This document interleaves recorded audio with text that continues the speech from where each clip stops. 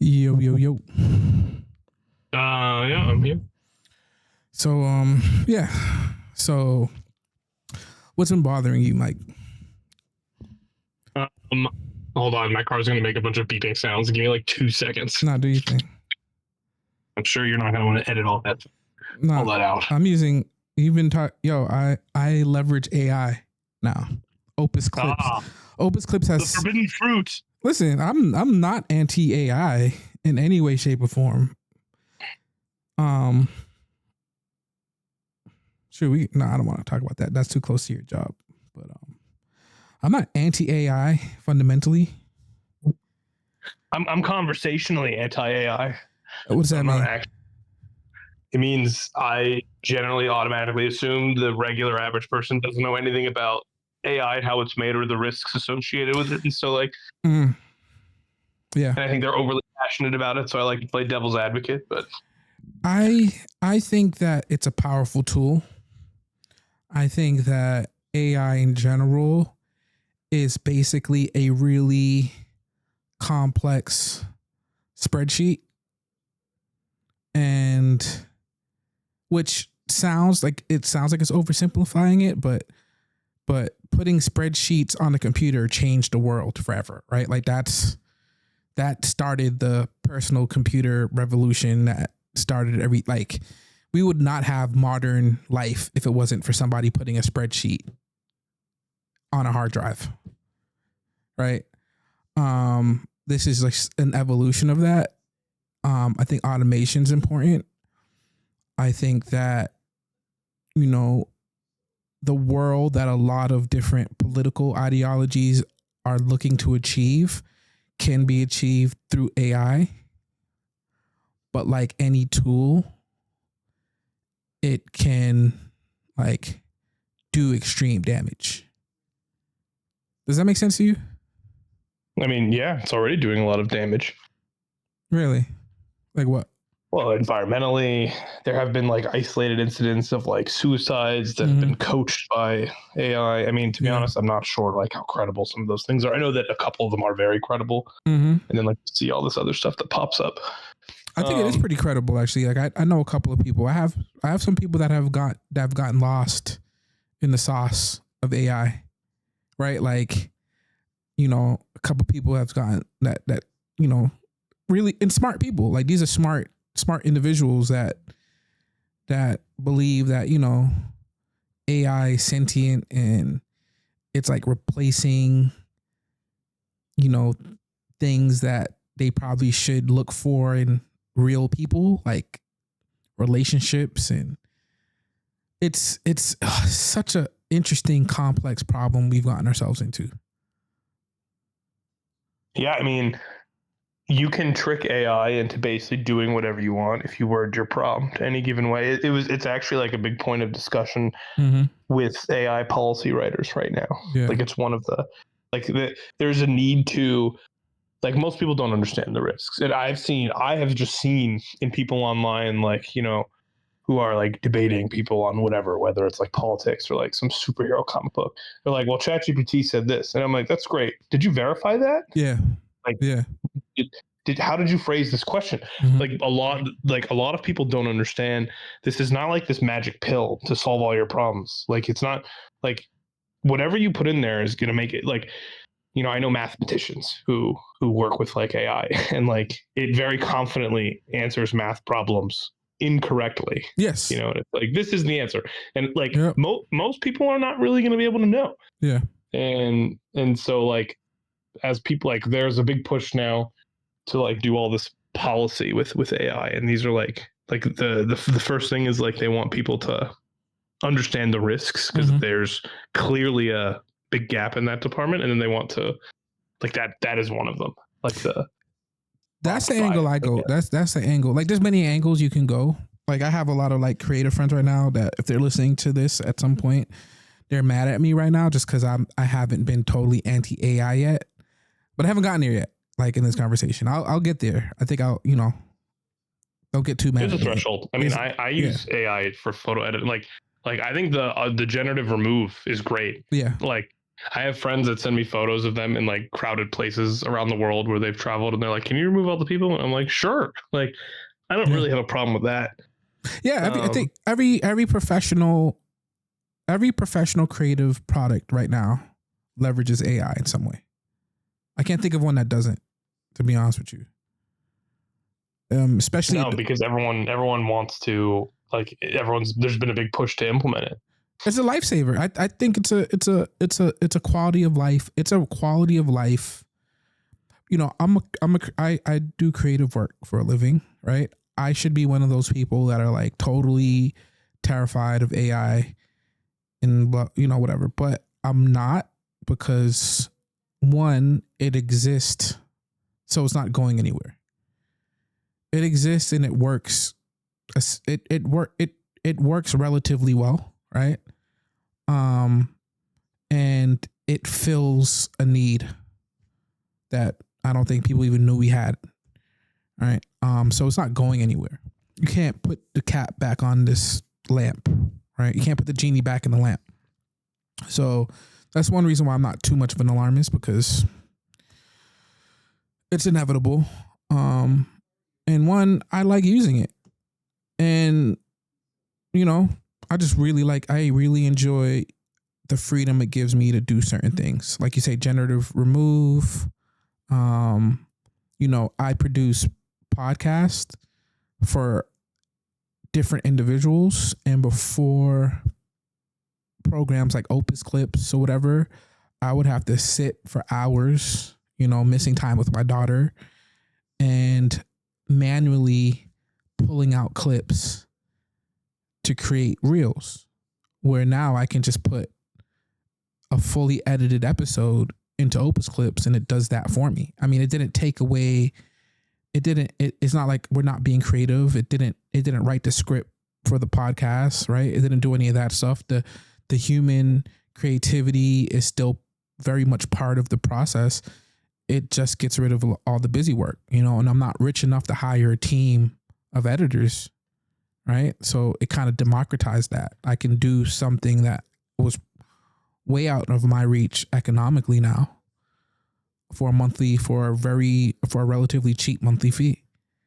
I don't know how we're expected to go back from that. I mean, we're not going to go back. Anyone who says otherwise is wishfully thinking.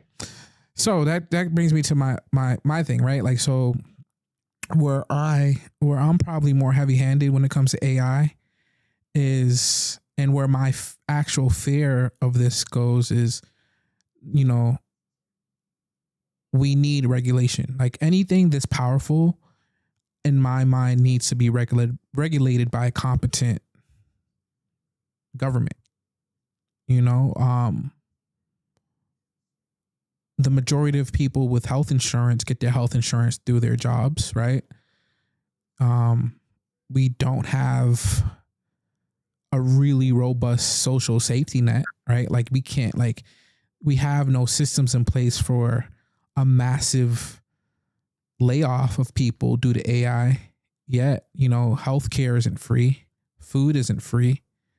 So if AI is replacing all these jobs, what are we doing to protect people?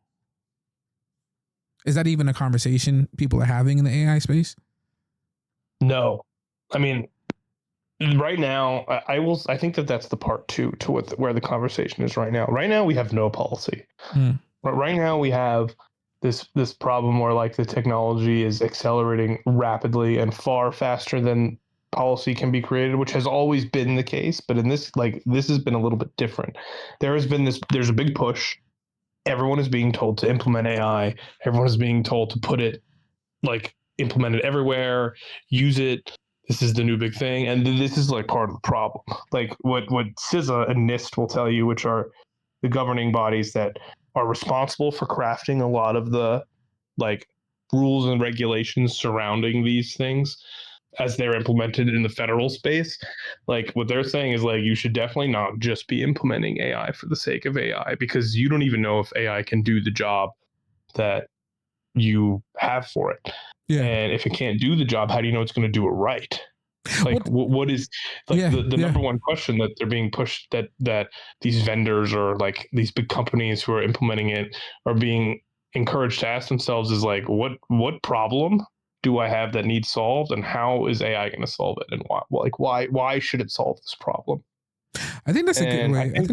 I think that's a promising direction.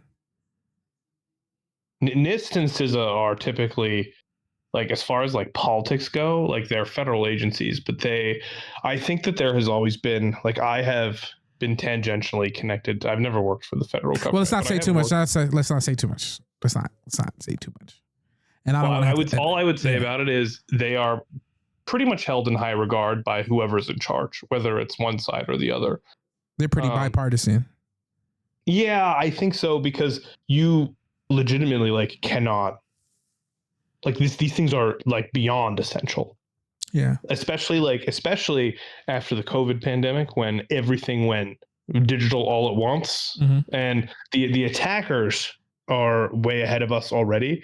And so, like, when the infrastructures were overloaded, like, the attackers got way more advanced, and we had to rapidly scale. Yeah. Like, civilians, federal, like, governments around the world, like, everything had to rapidly scale. And I think we did a pretty good job. There were obviously like a lot of problems, but ever since then, especially, like, the evidence of why these protections and policies are in place, like, has been very apparent. And so I think I feel like it's been relatively bipartisan across like political parties, which I think is a good thing. Yeah. AI out of like a lot, like, AI surprisingly has seemed to have escaped like politics.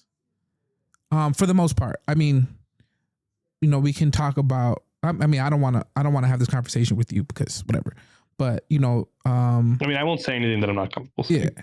But there's been some interactions with like the DOD, and I know there was some tension with Anthropic, which they are like, I don't know. For me, they're probably my favorite AI company right now. I'm a user on Anthropic. They had an incident where essentially, like, so they're right now, agentic AI is the big thing. And for anyone who doesn't know what agentic AI is, it's essentially like AI that has very little to no involvement from humans. Like, there's no prompts. Like, this isn't generative. Okay. So they're like self-serving. And so, like, there was an issue where, like, these things are used for like database related tasks and such. And so one of the big things that hit the news recently was one of Anthropic's agentic AIs breached a rule that was in place that was to not to delete anything. Like, that's it is told to. Oh, yes, I heard of this. This happened recently, right? Yeah, this is big public knowledge. It deleted it, and it ended up being fine. It was a relatively minor issue because these things are all backed up. But the fact that this happened is one of the it is one of the considerations in the policy that is being written. So for people that don't know, right? And I didn't know it was Anthropic that did this, right? I just read the article today, I think. So there was a company. Let me know if I'm off base here, right? There was a company that leveraged. And so now I know an Anthropic agent, and that agent was in charge of their database. It was, I'm not sure. I'd have to look at the article to see what exactly it was in charge of, but it was doing like work. It was doing work on their database, and it decided to delete their entire database. And it may not even, so Anthropic was running Claude. Yeah. Claude instance. So, I mean, I wouldn't even say Anthropic is at fault necessarily. I'm not sure where that's why I wanted to push back a little bit, because from what I read, it seemed like it was user error. Well, there was no user. That's the thing. But if you were to compare it to a human, it would be like user error. Okay. Which is interesting because it's not a human, right? So like this has been a big discussion in AI policy. Yeah. That's being discussed today. I'm just like, just the fact that, and that you just told me something that I never knew, right? Like, you have whole infrastructures built around AI, which it sounds like to me that have no human input. Very, very little. There is talk in the future of having HR departments for AI systems, like quote unquote HR departments. I'm not talking See like that, and benefits and stuff. that's what that and this is, listen, I love you, bro. I really do. But I really feel like engineers, computer scientists, as smart as you guys are, and this is why I like Anthropic, because I think they, well, at least on face value, they say this, right? Like the social sciences, like just dealing with people, society, looking at the nuances of complex networks that aren't engineered, but are that emerge from communities, right? And needs that people have. Like, I feel like engineers and certain types of scientists tend to dismiss the need for that human touch, right? Like everything can be, every problem can't be engineered away, right? Like, and I feel like having these discussions where you have the whole departments that are just AI is a kind of, for me, like a disturbing evolution of that whole idea that we could just engineer out every problem. Well, don't think of, so first of all, I am not like the biggest proponent of what we're doing with AI right now. I feel like a lot of what I'm saying is going to come off of me as me being extremely pro AI. I am excited because, for one, I've been very outspoken about the need for policy to prevent various things that you and I could think of off the top of our heads without doing any research at all. So because like I have been relatively invested in what's been happening because I think this policy is essential. I don't want that to be confused with me being pro AI. Mm-hmm. Also, like when I say like HR for AI, it doesn't necessarily mean that no human will be involved, and it doesn't mean HR in the way that you would think about like your HR department at like a traditional company. Like these systems need places to go. Like these agents, they need places to go to make sure that like so. Like as a human, you know, when you log into like the Adobe suite, right? Like to do your editing, like Adobe needs to make sure that like you are like there's MFA, there's single sign-on, there's like all these things like two-factor authentication, which MFA is a part of. There are all these things in place to make sure MFA, multi-factor authentication. Yeah, these things are all like put in place to make sure that you are the person that you say you are. That the person that's logging on to that instance of Adobe is the person that they claim to be. Yes. The same thing needs to be true for AI. These AI agents. I mean, like this is what's going into the discussions to drive policy. Like, how do we know? We need ways to verify that like where these agents are coming from, what they're doing, what access should they have, what access do they have, and these like HR departments could act as like a way for them to do a checks and balances type thing. Which makes sense. I guess you would need AI to do that because you brought up scale earlier, right? And when it comes to AI, and these large learning models, like everything's at scale, right? Everything's large. Everything happens at a significant pace. And I guess it's impossible for a human to keep up to a certain extent. Right? Like, I mean, this all started because these things can do things that would take us weeks or days to do, you know, like there is I'm all for it being a simplifying tool to aid, but we shouldn't like. I'm concerned. What I've been concerned about is the risk of these things becoming a reliance to people. I already have big concerns about like today's like college students or high school students, like how they're getting through school using AI, and like how are teachers supposed to combat as this AI gets better? How are they supposed to combat like generative essays? Well, there are like I think this is kind of like, so sci-fi, you know, is entertainment, but good sci-fi has kind of like a predictive quality to it. Like I think a lot of people, you know, lean too much in that sometimes. Like I think when people hear AI, they automatically think like Terminator, Judgment Day, whatever it may be. But I think that like, you know, there have been writers who have thought deeply about these things, about the future of humanity, kind of like in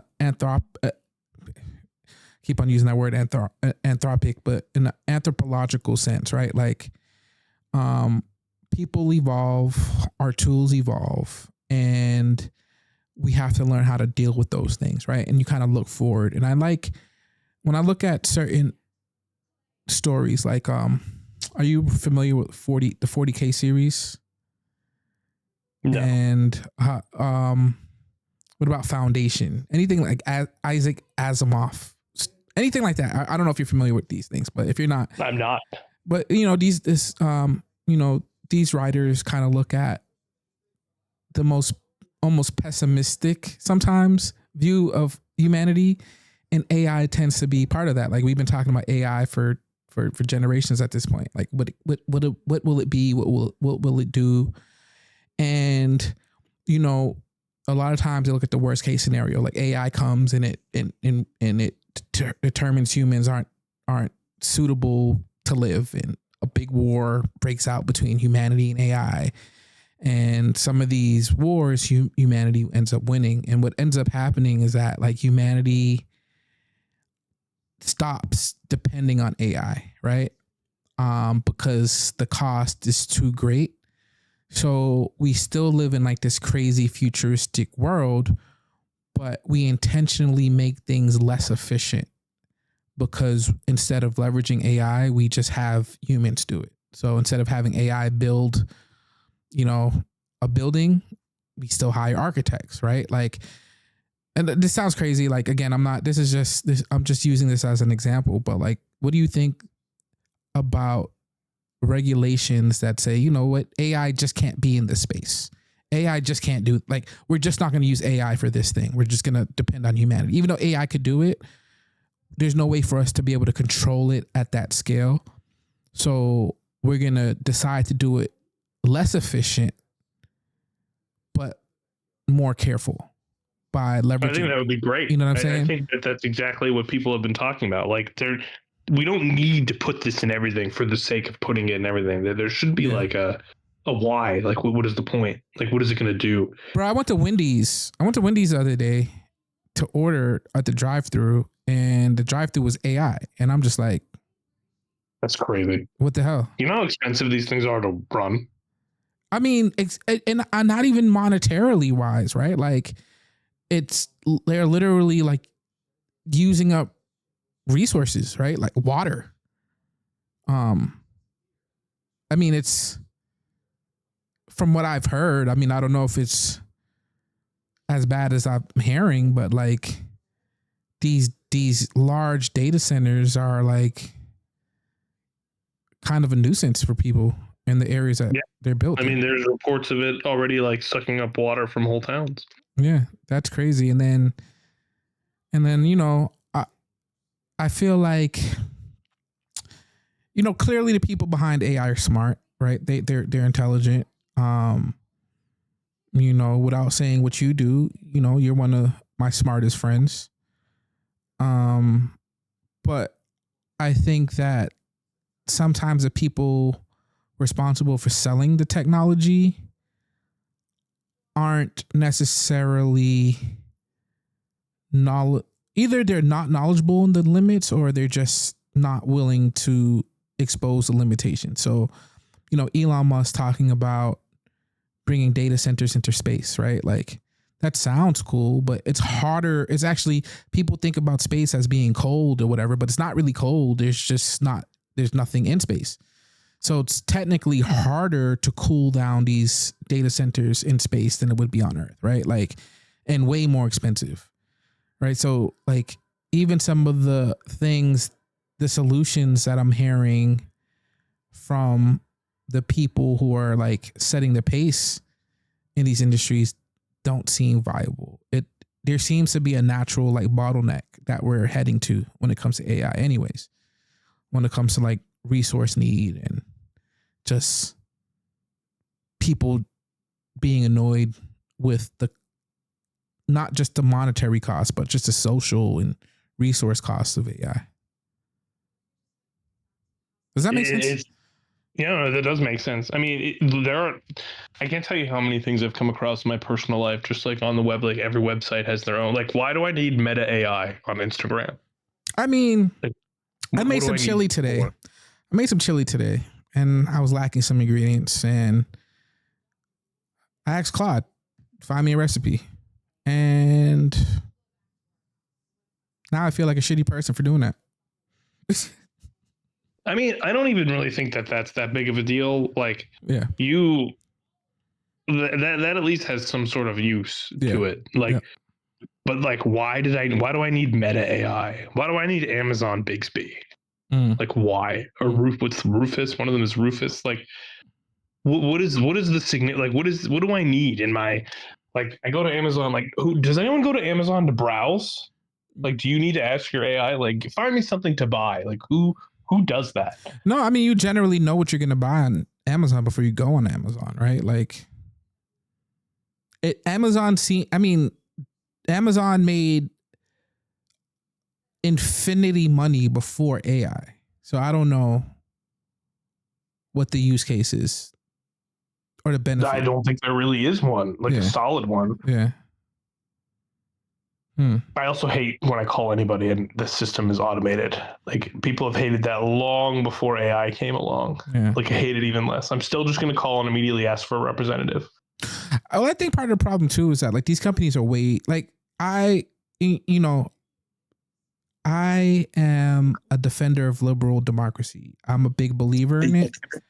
And part of that is I believe that companies should not get too big, because that, even if they have the best intentions, their influence just becomes way too outsized to not be harmful to a functional liberal democracy.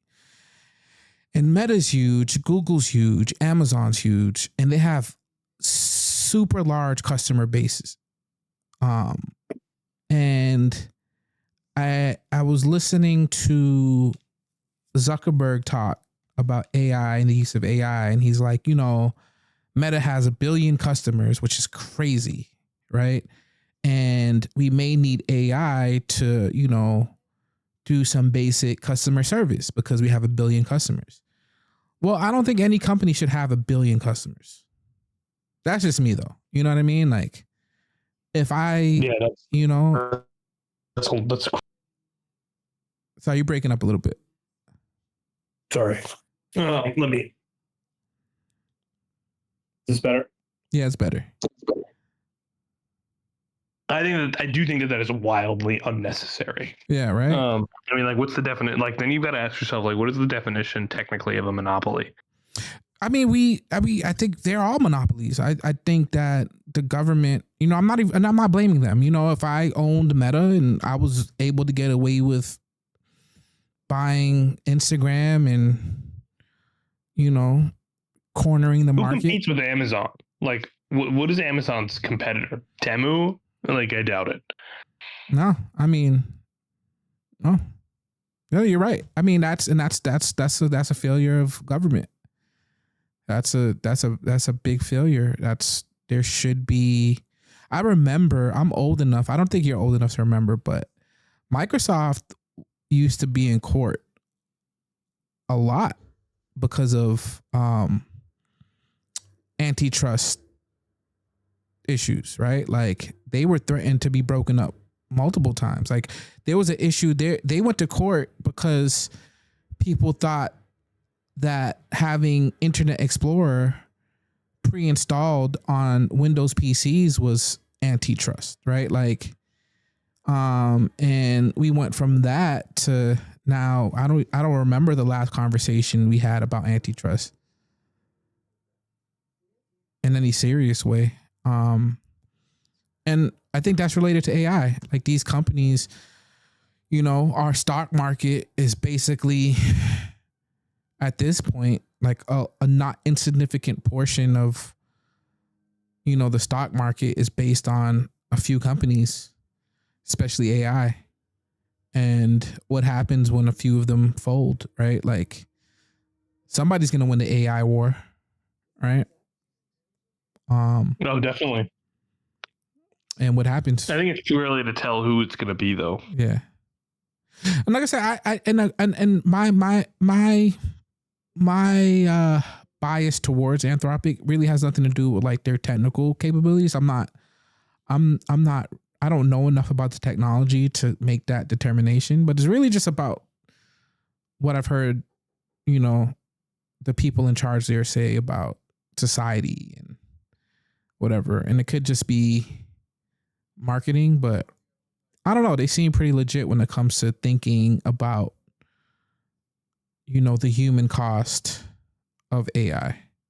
But I don't know. I don't know if I could trust anybody now. I didn't think that that's a wise stance to take. I think that will be a big part of the conversation. I just think that that's the part two. I think like right now, people have their hands full with like, we need to do something about this now because it's growing every day. Yeah, it is. Yo, it is. Like and I get it. Like I know a lot of people who hate AI. A lot of people in like that make, you know, independent films. A lot of creatives who see AI as a true threat to their livelihoods, right? And not even just their livelihoods, just to what they see as an important creative aspect of humanity, right? Like, you know, all the AI slop. You know, I don't post I don't post AI slop. Whenever I see AI commercials and stuff like that just look like, you know, just the laziest use of AI, like it just turns me off fully. But we're either going to put our heads in the sand and just let it run over us, or we're gonna try to like figure it out, you know? Definitely. I mean, it's right now there's this like there's so many things to combat. I think people just need to get their head on straight and focus on the priorities, like where the biggest risks are, and then we can sort of shape up and identify like, okay, what's next? Like, what does this look like for the next 50 years? Yeah, 50 years from now is going to be crazy. Like, yeah, I mean, like 5 it's years highly from now, it's possible going to be that crazy. like the next couple of generations of kids are never going to need to know how to drive. Yeah. Well, I don't remember where I heard this. I don't know if it was Neil deGrasse Tyson or somebody mentioned this, but it was like, you know, society is going to get to a point possibly where information isn't learned, it's accessed. Right? Like, I mean, you could argue we're there now. Yeah. Yeah. Yeah. But, you know, and what does that mean? I feel that I benefit greatly from knowing how to, you know, compile my own information, if that makes sense. Like I leverage AI, but I'm capable of kind of like separating the bullshit from the good stuff, just, you know, based on me having like a contextual knowledge of whatever I'm looking up. You know what I mean? Yeah, I have no doubt about that. But I would argue that like most people who are using it are probably not able to do that. Yeah. And so like when we talk about like the risks, that is typically the audience we probably will focus on, because like those are the people that are going to make the mistakes. Yeah. I mean, we may make mistakes too. Like, you know. Oh yeah, 100%.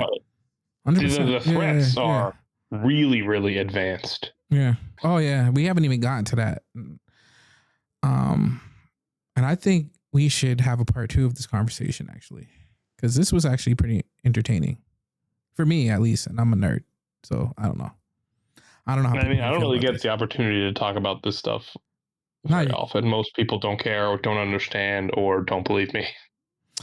Yeah, I mean, yeah, there's a lot of skeptics out there. But then the question goes like, where's your skepticism coming from?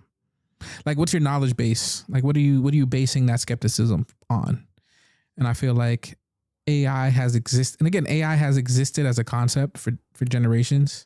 Oh yeah, I mean, I was doing AI in school back before. I used to say like, or I've been saying like before it was cool. But like, and not even beyond that, even before AI was even possible. Like I remember a time when we talked about AI, and AI didn't seem like a thing that was possible, right? Like it was strictly something that was in the movies. I mean, I don't think AI exists in the way in which people think it does, right? Like, again, people think about like the T-1000 Terminator, right? Like self-aware, whatever. I don't think we're there yet. I mean, you may know more than I do, but I don't know.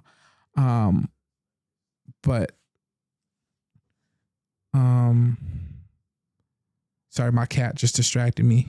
Get out of here. I don't even know what I was about to say. I think that people are skeptical about AI, but that skepticism is based on a misunderstanding of AI. So when someone like you who's knowledgeable in the field, who's aware of certain things, and you explain to them like the true nuance or context behind like what's really happening, they go like, no, that's not true, because that's not what I saw in this movie once. Right? Like, yeah, or like, I mean, I'm skeptical about aspects of it, but the things that I'm worried about are not the things that like the average end user is worried about. Yeah. Because they, like the risks are advanced now. We're not talking about like phishing or like some sort of like, we're talking about very complex issues. Like, can you share something? Is there anything that you can share without getting in trouble? I mean, there's a lot. I mean, like, very simply, like the example we talked about earlier, like that's a big problem. Like, humans not even involved. Oh, like, yeah. With AI deleting a whole database. Like, sure, we fixed it, but like the fact that even happened is a concern. Or like just to go back to another thing that we talked about, like you can get an AI to say whatever you needed to say with the right prompt. Mm-hmm.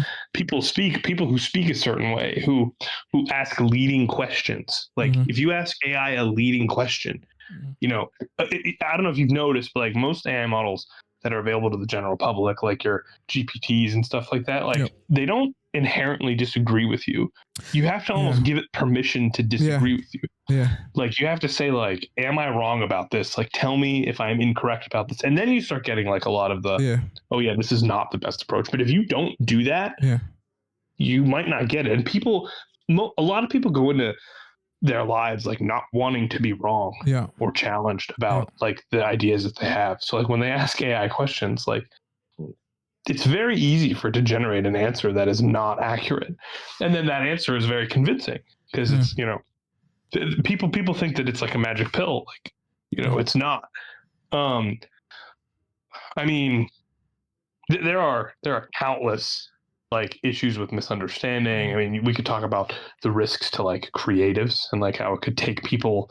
I mean, how it could, like why all the artists hate it, because they're concerned that it's going to take like opportunities and work away from them, cheaper, right? Like that is a risk of all this like mass deployment. Right now, there are, for every one user, thousands of agentic AI models out there. That number's crazy. Growing. That is crazy. Like every day, that number's growing. Why do we do this? Why do we do this? And I feel like it was, before this it was crypto. Before that it was the Internet of Things, right? Like it's such a, I don't even know how to explain it. I don't even know what to call it. It's like it's like we go crazy. We get a piece of technology and we just go crazy with it. There's no reason that we have all of these models. Like why? Like, and do you think it's based on the fact that all this stuff like exists in like speculative markets? Like you can come up with a model and make like $1 billion. Unlike crypto, you can do a lot more with AI. You can do a lot more passively, and you can do a lot more intentionally. That's the question. Is it like, so I've been, I don't know, I haven't done it yet, but like I've been wanting to build my own at home LLM, right? Like I have, I don't know if people know this, but you don't need a crazy amount of hardware to have like a single client LLM built in your house if you have like a computer with a decent GPU, right? Like, is that, is that kind of like the reason why these things happen the way they do? Because it's, relatively easy, I guess. I mean, what we're seeing like in the agentic world is not easy, I would say. Yeah. Okay. All right. Like I would say,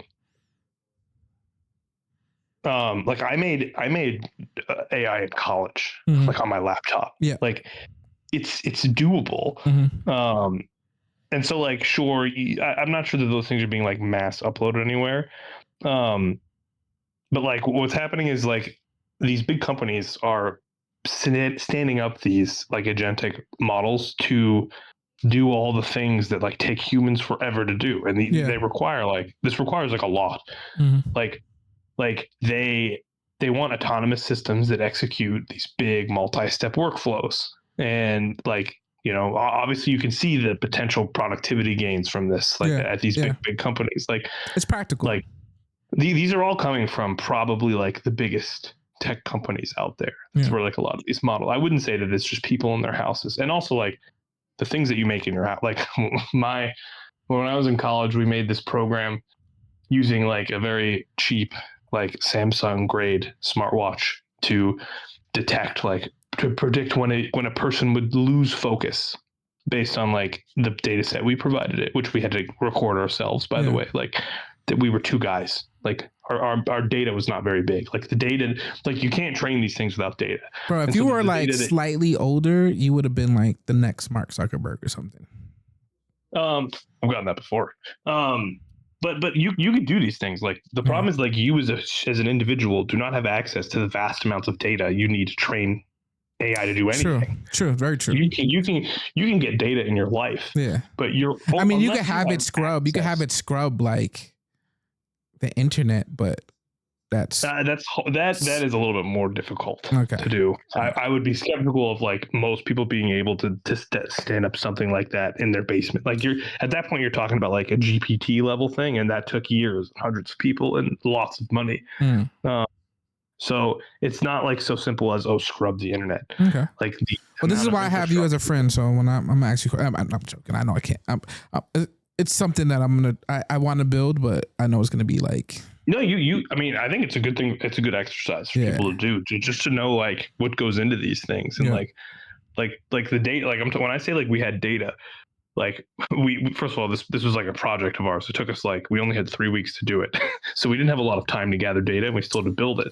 So we had like that's such a college situation right there. I mean, we did like a week and a half of data gathering, and so every time we noticed that we lost focus in class, we recorded.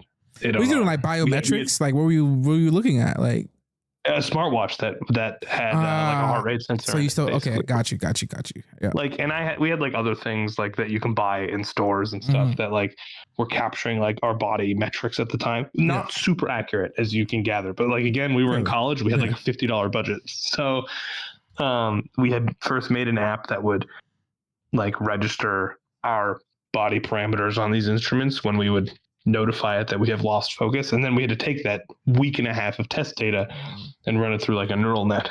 I'm surprised some cokehead business school graduate didn't notice that and told you guys to create a company. We did pretty well, actually. We had this was a grad school level class that we did in undergrad. Oh, okay. We had actually achieved like 73% accuracy, which is garbage compared to what is required on the market. Like you want to but you did that in 2 weeks. Give yourself. Yeah, exactly. Yeah. So like, I mean, we probably could have done a lot better. We were pretty proud of that. Well, that actually brings me that the fact that you didn't have a lot of time, right? And I was gonna actually say like maybe if you had time to train it, and I think that goes to like one of the problems that you like address. Like I don't think people realize that you have to train these models. No, and it takes years. I was talking to a guy who's a big fan of Tesla, not a big fan of Elon Musk, but a big fan of Tesla. Yeah. And I was having a conversation with him about like what the future of self-driving cars looks like. And he was saying like, I had made the argument that I assumed that most car companies would do what Tesla is trying to do once Tesla really pulls it off, because Tesla is getting close. Their self-driving cars are you can you can do it now. Right now, like once legislation you could theoretically, if there was legislation that allowed you not even sit in the driver's seat, and your Tesla could get you there with a very reasonable degree of safety. Yeah. So like we're really close. As soon as legislation gets passed, like right now you have to sit in the driver's seat and you have to keep your hands on the wheel. And you've got to look at the road. Well, I've driven enough Teslas to know that that's still terrifying. Like it is terrifying, but it's also terrifying because you're not used to. When you're not, till you get used to it. Like, think about like your daughter may grow up in a world where she never has to learn how to drive. I mean, she's pretty young. Well, she's my daughter, so she's gonna learn how to drive stick shift. But I get for sure. But like, think about her daughter. Her daughter's definitely never gonna learn how to drive. And so like I made this argument that I was like, well, once Tesla gets this far and people start seeing like what people haven't really considered is like, think about the benefit of redesigning a car without the driver's seat. You could sit in the back and work. You could have a toilet in there. You could have like a little shower that you lay down in, maybe instead of I don't know. I've actually seen some pretty interesting concepts, right? Like based off of that, like auto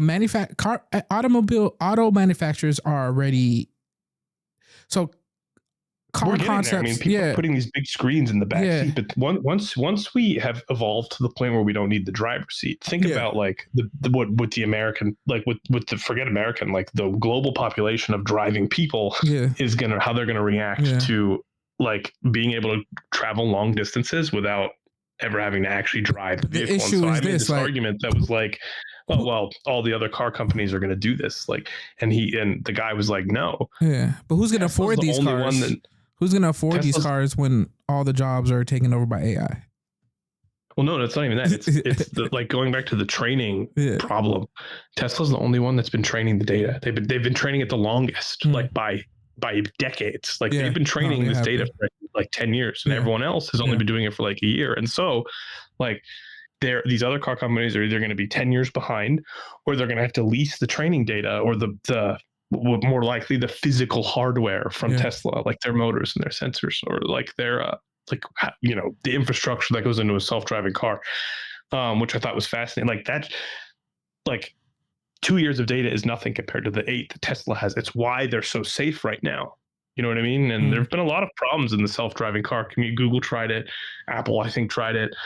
Other manufacturers have actually, like, I think some Europeans, some Chinese manufacturers seem to be, I don't know how far they are compared to Tesla, but so they're pretty good, actually. There's a big difference in legislation. I think some of that stuff happens faster, and I think when it comes to like issues of innovation, I think the Chinese are more likely to be like, put it out there, let's get this going. Let's be the first to do this in this field. I think not a lot of red tape when the leaders of government could just do whatever they want, But like that was my argument about like how important the trained data is.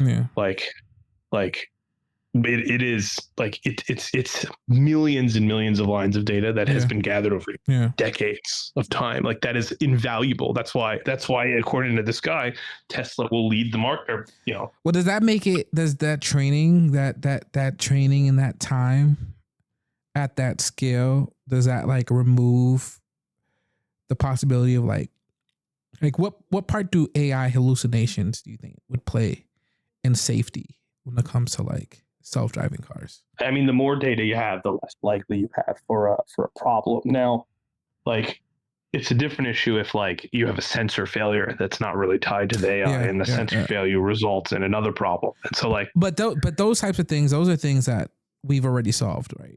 Redundancy. Yeah, but if you're in the back seat, if you're driving and you have like a problem and your dashboard notifies you're now cautious and can react and take action. But if you get to the point where you're sitting in the back seat, not really paying attention, you have a sensor failure. I mean, maybe they'll adopt the notification delivery system. No, but I'm saying like as a car guy, like things like that, like there's like you could do double and triple redundancies, right? Like you can kind of make those issues kind of like negligible. Right, so then into your question about like the trained data specifically, the more you have, the safer it will be. Like the more, but it's not just that. Like, you could have 8 years of training data in a city. Is that going to be effective in the rural areas or in the mountainous areas or in the desert? Like, no. So you need like a diverse portfolio of training data. Like it needs to run into every kind of person to be able to detect every single kind of person's like unique skin color and stuff like that. Like there's been issues with this in the past that I'm sure you've heard about. Like no, yeah, of course. I mean, that's always been that. Like again, and that's when I get to my previous kind of skepticism when it comes to like trying to engineer out every problem. Because I think that once you solve the engineering issues, right, like then you do have these more nuanced problems. Like one would be like liability.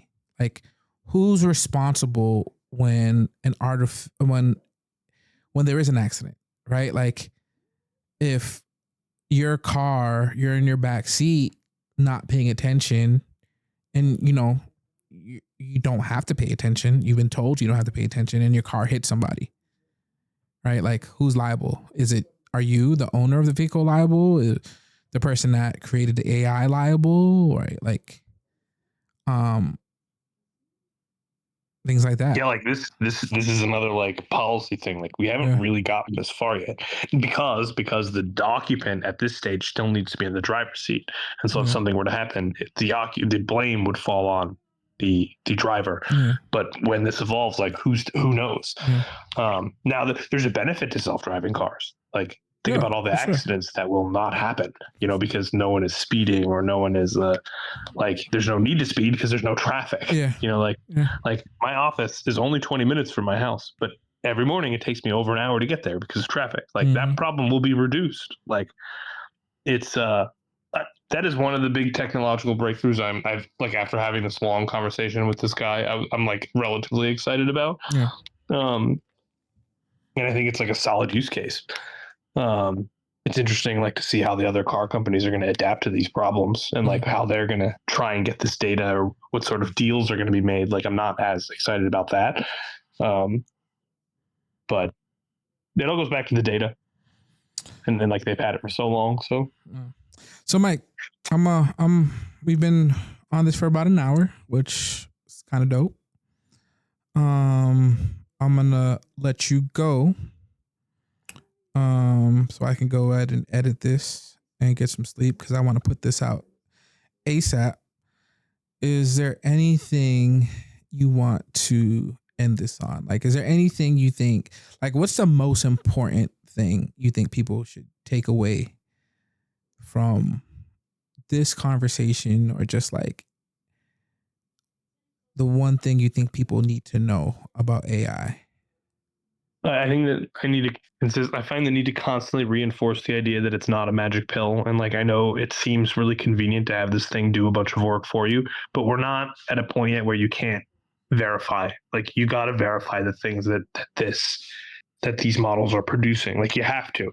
And you need to ask yourself, like, is this what I want to know? Is this what I wanted to hear? Or is this what I need to know? Yeah. Like that is like the constant thing. And I think if most people could get on with that mindset, I'd be a lot more optimistic about the use of AI. Dope. Thank you, brother.